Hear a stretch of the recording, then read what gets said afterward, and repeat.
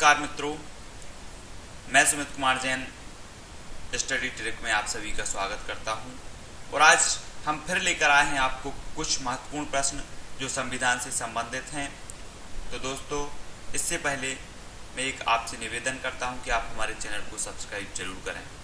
हमारे चैनल पर आप से संबंधित महत्वपूर्ण जो उपयोगी वीडियोज़ हैं वो डले हुए हैं, आप उनको देख सकते हैं। आपको लगता है कि हमें इस वीडियोज़ की जो है ज़रूरत है तो आप हमारे चैनल पर जाकर देखें, आपको निश्चित ही हमारे चैनल पर वीडियोज़ मिलेंगे। और जो वीडियोज़ की आपको आवश्यकता है वो हमारे कमेंट बॉक्स में जाकर आप लिख सकते हैं कि सर हमें इस वीडियोज़ की ज़रूरत है, तो हम उसको बनाने का प्रयास करेंगे। तो जिन्होंने अभी तक सब्सक्राइब नहीं किया है वो हमारे चैनल को सब्सक्राइब करें, और अगर आपको हमारी वीडियोज़ अच्छे लगते हैं तो लाइक और शेयर ज़रूर करें। तो दोस्तों, आज हम देखते हैं संविधान के कुछ महत्वपूर्ण प्रश्न जो कि हमने बहुत ही संशोधित रूप में बनाए हैं। और उसमें भी अगर कोई आपको लगता है कि टाइपिंग में या फिर स्पीच में, बोलने में अगर कोई मिस्टेक आपको समझ में आती है तो आप कमेंट में लिख सकते हैं कि सर यहाँ पर जो है गलती हो गई है, तो वो सबको भी पता चल जाएगी कि यहाँ पर जे गलती हुई है और इसका सही आंसर ए है। तो दोस्तों, हम स्टार्ट करते हैं। पहला प्रश्न, जो हमारा पहला प्रश्न है वो है, संविधान में मूल कर्तव्य को शामिल करने की प्रेरणा किस देश के संविधान से ली गई है। जो मूल कर्तव्य जो हमारे संविधान में हैं उनको शामिल करने की प्रेरणा किस देश से ली गई है। क्योंकि साहब हमारा जो संविधान है वो विभिन्न जो संविधानों से हमने कुछ ना कुछ लिया है, अर्थात हमारे संविधान जो है उधार का थैला कहा जाता है। क्या कहा जाता है? उधार का थैला कहा जाता है, क्योंकि विभिन्न जो तथ्य हैं हमारे संविधान में अन्य दूसरे देशों से लिए गए हैं, इसलिए इसको उधार का थैला कहा जाता है। जो आवश्यक तत्व थे तो हमने दूसरे संविधानों से ग्रहण किए हैं। तो संविधान में मूल कर्तव्य, उन्हीं में से जो मूल कर्तव्य हमने लिए हैं तो वो किस देश से लिए गए हैं, तो इसमें विकल्प दिया है। फर्स्ट है रूस, सेकंड है जर्मनी, तीसरा है फ्रांस और चौथा चीन और पांचवा है जापान। तो आप देख सकते हैं कि इनमें से कौन सा विकल्प सही होना चाहिए, रूस, जर्मनी, फ्रांस, चीन और जापान। तो उत्तर हम देखेंगे साहब कि इसका उत्तर क्या है। इसका उत्तर है रूस। उत्तर क्या है इसका? रूस। तो रूस जो है, रूस से हमने क्या लिया है? मूल कर्तव्य रूस से लिए हैं, क्योंकि जो है रूस हमारा क्या है, पुराना मित्र है और हमेशा ही हमारे साथ क्या है, ये मित्रता बनाए रखता है रूस। तो रूस से हमने मूल कर्तव्य लिए हैं, मूल कर्तव्य लिए हैं। और रूस जैसा मित्र हमेशा ही अपने कर्तव्य का निर्वहन करता है। हमारे सभी मामलों में जो है मित्रता का प्रभाव हमें देखने को मिलता है रूस की तरफ से। तो नेक्स्ट क्वेश्चन है, संपत्ति का अधिकार एक प्रकार का अधिकार है, तो वो कौन सा अधिकार है? फर्स्ट दिया है मूल अधिकार है, विधिक अधिकार है, नैसर्गिक अधिकार है या जन्म अधिकार है। पहले जो है संपत्ति का अधिकार मूल अधिकार में शामिल किया गया था, लेकिन जो है इस संपत्ति के अधिकार को अलग कर दिया गया और इसे कौन सा अधिकार बना दिया गया है। तो उत्तर देखते हैं हम, इसे बना दिया गया है विधिक अधिकार। ये अब विधिक अधिकार है, संपत्ति का जो अधिकार है वो अब विधिक अधिकार माना जाता है। पहले इसे मूल अधिकार की श्रेणी में रखा गया था, अब इसे विधिक अधिकार माना जाता है। तो संपत्ति का अधिकार क्या है? विधिक अधिकार है। नेक्स्ट क्वेश्चन देखें कि मूल अधिकारों का रक्षक किसे कहा जाता है। जो मूल अधिकार हमें संविधान ने प्रदत्त किए हैं, तो मूल अधिकारों का रक्षक किसे कहा जाता है। इसमें पहला जो विकल्प दिया है वो है सर्वोच्च न्यायालय, सेकंड है केंद्र सरकार, तीसरा है 1 और 2 दोनों, और चौथा है राज्य सरकार। तो जो मूल अधिकार हमें दिए हैं संविधान ने, उसका संरक्षक है सर्वोच्च न्यायालय, क्योंकि जो अगर हमारे अधिकारों का हनन किया जाता है तो सर्वोच्च न्यायालय उन अधिकारों का क्या करता है? संरक्षण करता है, अर्थात हमें जो है न्याय प्रदान करता है। तो वो कौन करता है? सर्वोच्च न्यायालय, जो मूल अधिकारों का संरक्षक माना जाता है, रक्षक माना जाता है। दोस्तों, नेक्स्ट क्वेश्चन है कि भारतीय नागरिकों को प्राण व दैहिक स्वतंत्रता का संरक्षण किस अनुच्छेद द्वारा प्रदान किया जाता है। भारतीय नागरिकों को प्राण व दैहिक स्वतंत्रता का संरक्षण किस अनुच्छेद के द्वारा दिया जाता है। तो फर्स्ट दिया अनुच्छेद 17, सेकंड दिया अनुच्छेद 18, थर्ड दिया अनुच्छेद 19 और फोर्थ दिया है अनुच्छेद 21। तो इसका उत्तर हम देखें, उसका उत्तर क्या है? अनुच्छेद 21 के तहत जो है हमें प्राण एवं दैहिक स्वतंत्रता का संरक्षण इस अनुच्छेद के तहत दिया जाता है। नेक्स्ट क्वेश्चन है, निम्न में से किस अनुच्छेद के द्वारा 6 से 14 वर्ष तक के बच्चों के लिए शिक्षा का अधिकार मूल अधिकार है? क्या बोल रहे हैं? शिक्षा का अधिकार मूल अधिकार है, मूल अधिकार है। तो फर्स्ट दिया अनुच्छेद 21, सेकंड दिया अनुच्छेद 21A, थर्ड दिया अनुच्छेद 21B, फोर्थ दिया अनुच्छेद 21C। तो इसमें देखते हैं कि जो 6 से 14 वर्ष तक के बच्चों हैं उनको शिक्षा का अधिकार या मूल अधिकार है, तो वो किस अनुच्छेद के तहत है? तो उसको हम देखते हैं। तो इसका उत्तर है साहब, इसका उत्तर है अनुच्छेद 21A अर्थात सेकंड जो है अनुच्छेद 21A के तहत 6 से 14 वर्ष तक के बच्चों के लिए शिक्षा का अधिकार मूल अधिकार है। नेक्स्ट क्वेश्चन है, नीति निर्देशक तत्वों के किस अनुच्छेद में बच्चों के लिए निःशुल्क और अनिवार्य शिक्षा का प्रबंध है? नीति निर्देशक जो तत्व हैं जो हमने आयरलैंड से लिए हैं, कौन से नीति निर्देशक तत्व कहाँ से लिए हैं? आयरलैंड के संविधान से लिए गए हैं। तो तत्वों के किस अनुच्छेद में बच्चों के लिए निःशुल्क और अनिवार्य शिक्षा का प्रबंध है? तो फर्स्ट दिया है अनुच्छेद 41, सेकंड दिया अनुच्छेद 42, थर्ड दिया अनुच्छेद 43, फोर्थ दिया अनुच्छेद 44 और फिफ्थ दिया है अनुच्छेद 45। तो इसका उत्तर हम देखते हैं, इसका उत्तर है अनुच्छेद 45। क्या है इसका उत्तर? अनुच्छेद 45 के अंतर्गत जो है बच्चों के लिए निःशुल्क और अनिवार्य शिक्षा का प्रबंध किया गया है। किस अनुच्छेद के? अनुच्छेद 45 के तहत। नेक्स्ट क्वेश्चन देखें कि भारतीय संविधान में आपातकाल संबंधी प्रावधान कहाँ से लिए गए हैं? आपातकाल कहाँ से लिए गए हैं? पहले भी हमने इसको याद करने की ट्रिक पढ़ी है कि जर्मनी, जरना किसे कहते हैं साहब? जब हम आग में जल जाते हैं, जरना बोला कि जल गए, तो जर्मनी, जब जर मतलब जल, मनी मतलब होता है पैसा। अगर आपकी मनी जल जाए तो क्या हो जाता है साहब? आपातकाल लग जाता है। तो देखना, फर्स्ट दिया है Germany, second Japan, Canada, Ireland. तो इन सब में आपको क्या लगता है? ये है उत्तर क्या है? उत्तर देखें तो उत्तर है जर्मनी। आपातकाल जो हमने लिया है हमारे संविधान में वो लिया है हमने जर्मनी से, क्योंकि साहब जब मनी जल जाती है तो आपातकाल लग जाता है। तो जर्मनी से हमने क्या लिया है? आपातकाल कहाँ से लिया है? जर्मनी से। सेकंड, राज्यों में राष्ट्रपति शासन की अधिकतम अवधि कितनी है? राज्यों में राष्ट्रपति शासन की अधिकतम अवधि कितनी है? फर्स्ट दिया है 2 माह, सेकंड दिया है 6 माह और थर्ड दिया है 1 वर्ष, फोर्थ दिया है 3 वर्ष। तो इसका उत्तर देखते हैं कि राष्ट्रपति शासन की अधिकतम अवधि क्या है? तो वो है 3 वर्ष। 3 वर्ष तक राष्ट्रपति शासन लगाया जा सकता है। इसकी अधिकतम अवधि कितनी है?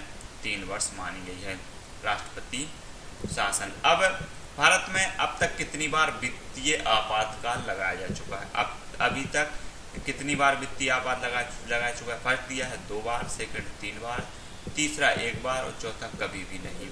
तो इसका हम उत्तर देखें, जो है वित्तीय आपात अभी तक नहीं लगा है, तो कभी भी जो है अभी वित्तीय आपात नहीं लगाया गया है। नेक्स्ट क्वेश्चन देखें कि राज्य में राष्ट्रपति शासन के दौरान राष्ट्रपति किस अनुच्छेद द्वारा प्रदत्त स्वतंत्रता पर रोक लगा सकता है? तो वो अनुच्छेद है अनुच्छेद 19। अनुच्छेद 19 में जो स्वतंत्रता का वर्णन किया गया है, स्वतंत्रता प्रदान की गई है, उस पर राष्ट्रपति रोक लगा सकता है। कौन लगा सकता है? राष्ट्रपति शासन के दौरान राष्ट्रपति किस अनुच्छेद पर रोक लगा सकता है? तो वो लगा सकता है अनुच्छेद 19 पर। नेक्स्ट क्वेश्चन है, राज्य में राष्ट्रपति शासन लगाने की स्थिति में कितने दिनों के अंदर उसकी संसद से स्वीकृति आवश्यक है? राज्य में अगर राष्ट्रपति शासन लग जाए तो उसकी जो संसद से स्वीकृति कितने दिनों के अंदर लेनी पड़ती है? तो वो लेनी पड़ती है, फर्स्ट दिया है 30 दिन, सेकंड दिया है 60 दिन, थर्ड दिया है 90 दिन, फोर्थ दिया है 180 दिन। तो इसका उत्तर हम देखते हैं, इसका उत्तर क्या है? 60 दिन। सेकंड 60 दिन के अंदर जो है संसद से स्वीकृति लेनी पड़ती है। नेक्स्ट क्वेश्चन, भारत में राष्ट्रपति किस अनुच्छेद के आधार पर देश में आपातकाल की घोषणा करता है? अब आपातकाल जो है हमने जर्मनी से लिया है। अब जर्मनी से लिया है तो वो हमारे किस अनुच्छेद में वर्णित है?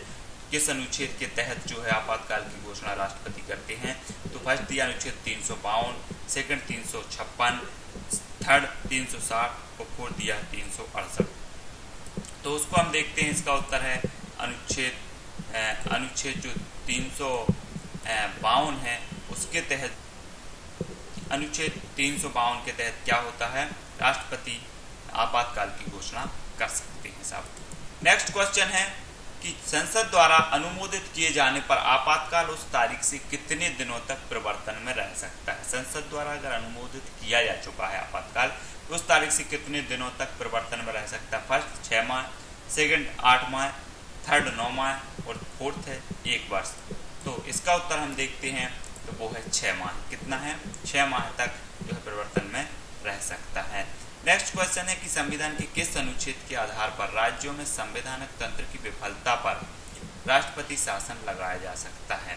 राज्यों में मतलब इसमें ये बोल रहे हैं कि किस अनुच्छेद के आधार पर राज्यों में अगर संवैधानिक तंत्र विफल होता है शासन करने में, तो विफल होता है तो राष्ट्रपति शासन लगाया जा सकता है।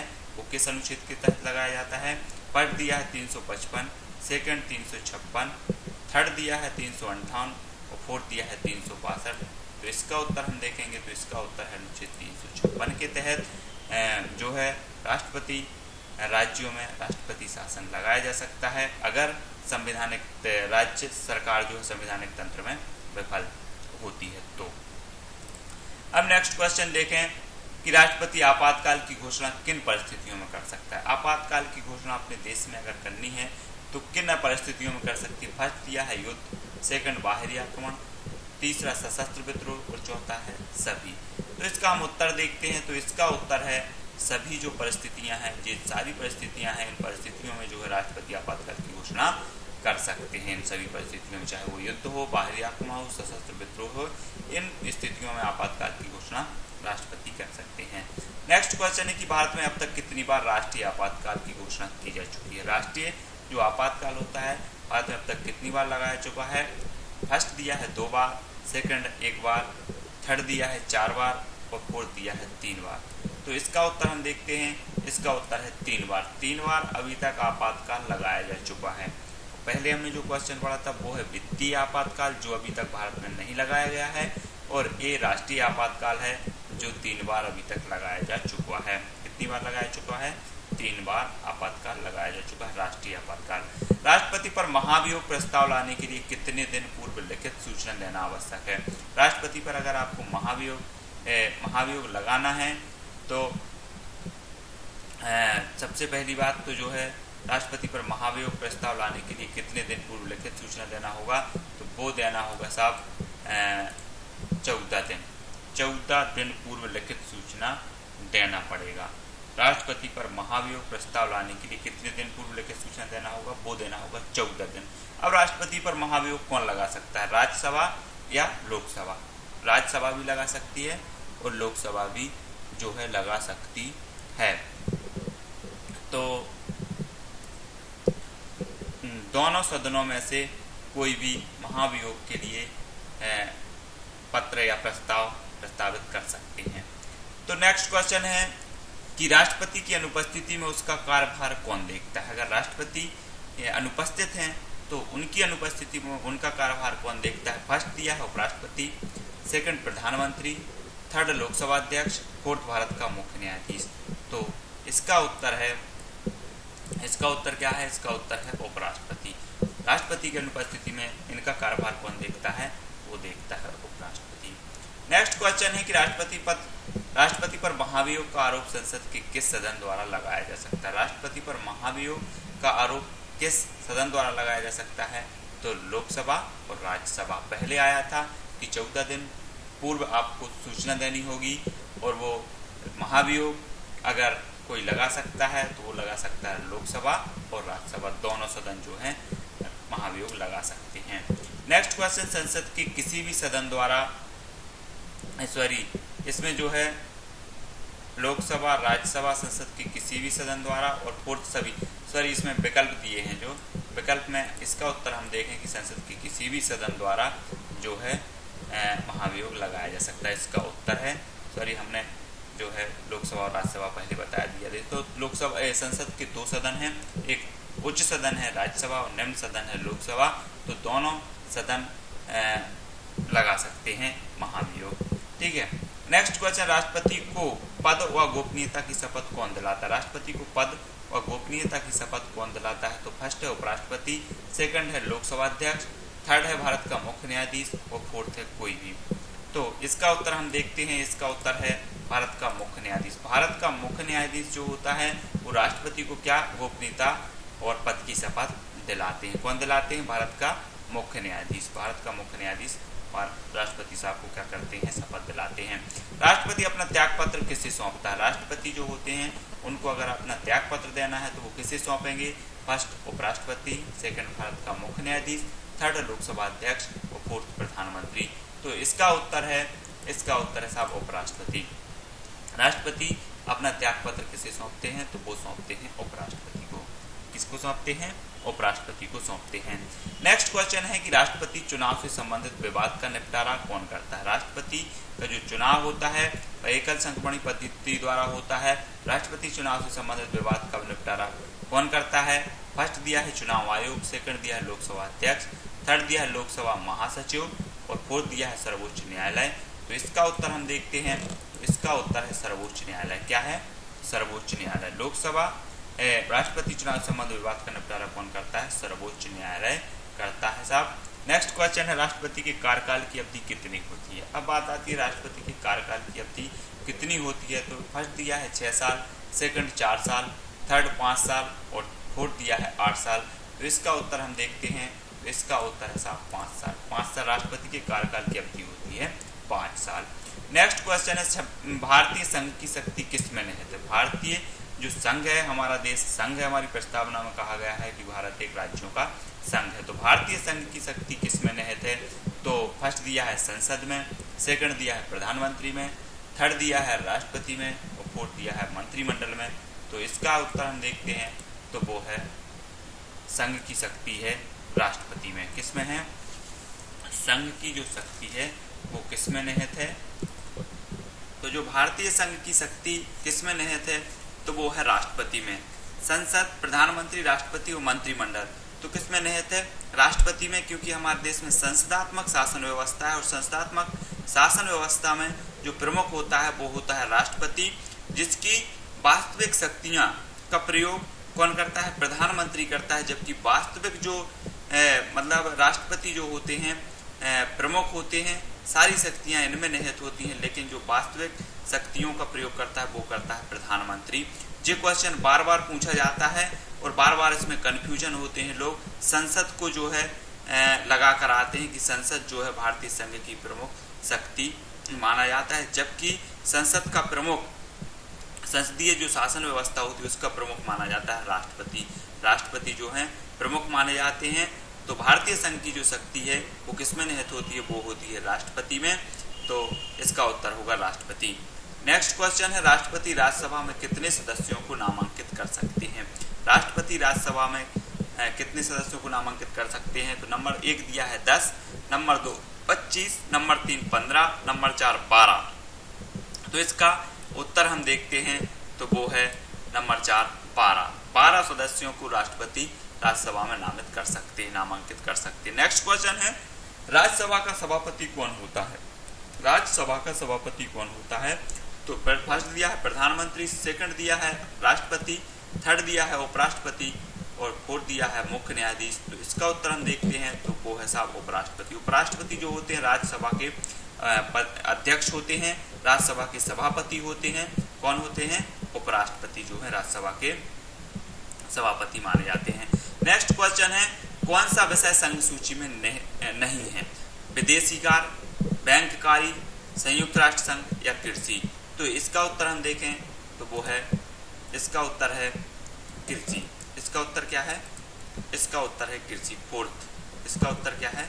कृषि। कृषि जो है विदेशी संघ सूची में नहीं है। जो कृषि है वो संघ सूची में नहीं है। बैंक है, संयुक्त राष्ट्र संघ, विदेशी कार्य जो है संघ सूची में शामिल है, जबकि कृषि नहीं है।